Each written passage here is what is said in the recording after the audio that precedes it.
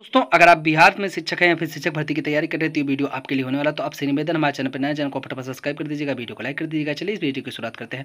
सबसे पहले हम आपको बता दें, बिहार में जो 65% आरक्षण मामला था सुप्रीम कोर्ट से फिलहाल पूरी तरीके से रद्द कर दिया गया। क्या किस तरीके से किस आधार पर रद्द किया गया, सभी जानकारी इस वीडियो में है और इससे टीआरई 3 पर क्या प्रभाव पड़ने वाला है, सब जानकारी के लिए वीडियो के अंत तक बने रहिएगा और चैनल को फटाफट सब्सक्राइब कर दीजिएगा, वीडियो को शेयर भी कर दीजिएगा अगर अच्छा लगे तो यहाँ पर हम आपको बता दें कि टीआरई 3 का जो मैटर था वो पूरी तरीके से इसी केस पर आधारित था जो कि फाइनल हो चुका है। फिलहाल इसका विस्तृत आर्डर जो है वो आपका सितंबर में आ जाएगा। फिलहाल आर्डर विस्तृत आर्डर आने से कोई दिक्कत नहीं, बीपीएससी अब अपना रिजल्ट देने के लिए तैयार हो गई है।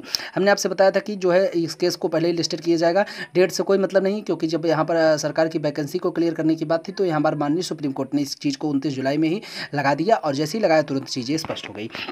अब यहाँ पर हम आपको बताते हैं कि जिस तरीके से यहाँ पर बिहार राज्य सरकार को झटका लग गया है, झटका ये लगा है कि पटना हाईकोर्ट के फैसले को बरकरार रखा गया है। क्योंकि देखिए 50% आरक्षण कानून, पटना हाईकोर्ट ने जिस आरक्षण कानून पे जो है अपना जो जजमेंट सुनाया था वो माननीय सुप्रीम कोर्ट के ही द्वारा दिया गया था कि जो है वहाँ पर केरल में कुछ तरीके की बात थी जहाँ पर 50% आरक्षण की बात की गई थी। तो उसी वहाँ पर माननीय सुप्रीम कोर्ट ने एक आरक्षण का जवाब देते हुए बात किया था कि किसी भी आरक्षण को 50% ज़्यादा नहीं किया जा सकता। तो यहाँ पर जो है बिहार राज्य सरकार के इस आरक्षण मुद्दे को यहाँ पर खत्म किया गया। फिलहाल अब इस चीज़ पर कुछ भी नहीं किया जा सकता।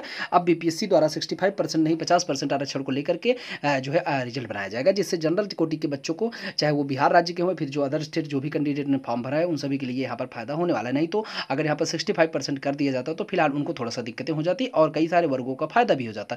तो यहाँ पर सभी चीज़ें थी, सभी लोग अब अपने हिसाब से पहले से जैसे मैनेज करते चले आए हैं वैसे ही करना पड़ेगा।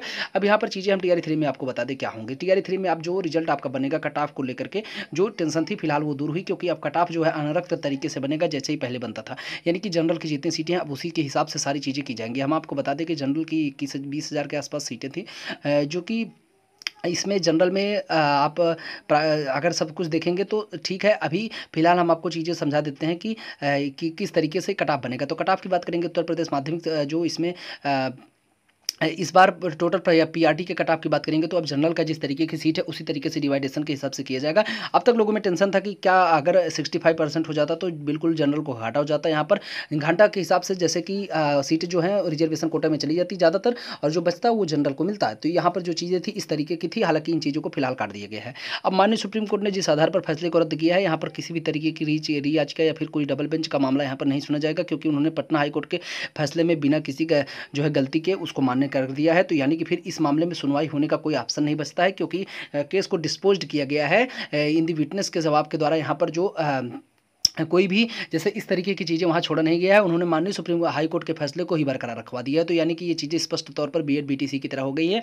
जिस तरीके से राजस्थान हाई कोर्ट के फैसले को जो है माननीय सुप्रीम कोर्ट ने बिना किसी जो है गुणहीन के बिना किसी दिक्कत के वहाँ पर मान्य कर दिया था, उसी तरीके से पटना हाई कोर्ट के फैसले को मान्य कर दिया गया है।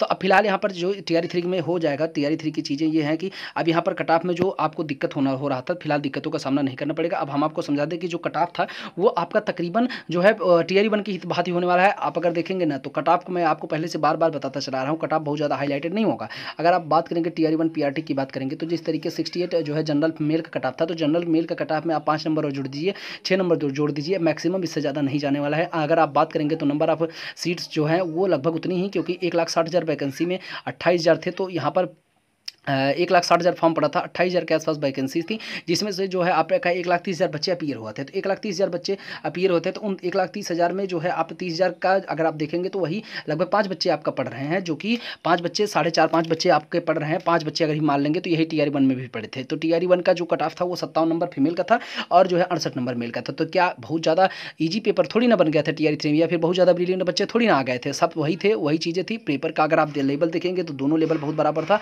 टीआरई 1 का बात करेंगे तो टीआरई 1 भी बहुत खतरनाक तरीके से परीक्षा कराई गई थी, टीआरई 3 भी अच्छी तरीके का लेवल परीक्षा कराई गई थी। जिनको भी लगता होगा कि परीक्षा बहुत ईजी बनी है, फिर वो अपना नंबर आंसर किए आने के बाद मिलाएंगे तो उनको खुद अपनी हिम्मत समझ में आ जाएगी। हालांकि बहुत ही नंबर आप कैंडिडेट, हम बात नहीं कर रहे हैं कि किनका 75 के ऊपर नहीं गया होगा, लेकिन रियली अगर आप देखेंगे उनका जिस तरीके से रिजल्ट अभी आंसर किया आएगा ना, तो 80 वाले 70 पे आएंगे, 70 वाले 65 पे जाएंगे।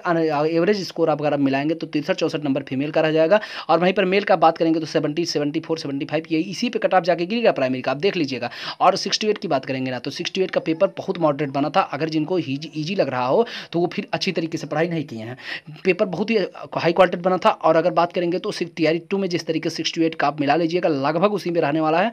कम ज़्यादा का संभावना बहुत कम है, 1-2 नंबर आगे पीछे हो सकता है। मैक्सिमम मैं आपको बता रहा हूँ 2 नंबर आप आगे अगर हैं तो आप 100% सेफ हैं, यहाँ पर कोई दिक्कत लेने की जरूरत नहीं है।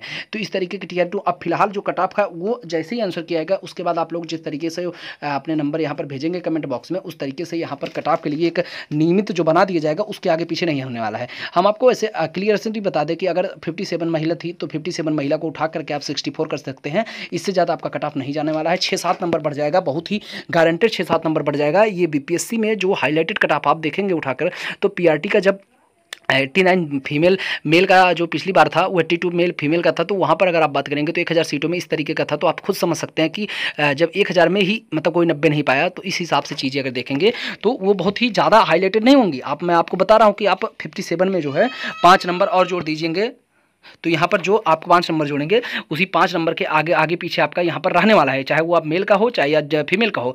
5 से आप बहुत मैक्सिमम 7 नंबर जोड़ दीजिए, बस इतना समझ लीजिए कि 65-64 के आसपास कट ऑफ रहेगा। 65 जो जिसने भी क्वालिफाई कर दिया उसका जो है फीमेल में सिलेक्शन 100% है जनरल कैटेगरी का, और वहीं पर मेल में 75 100% सेफ है।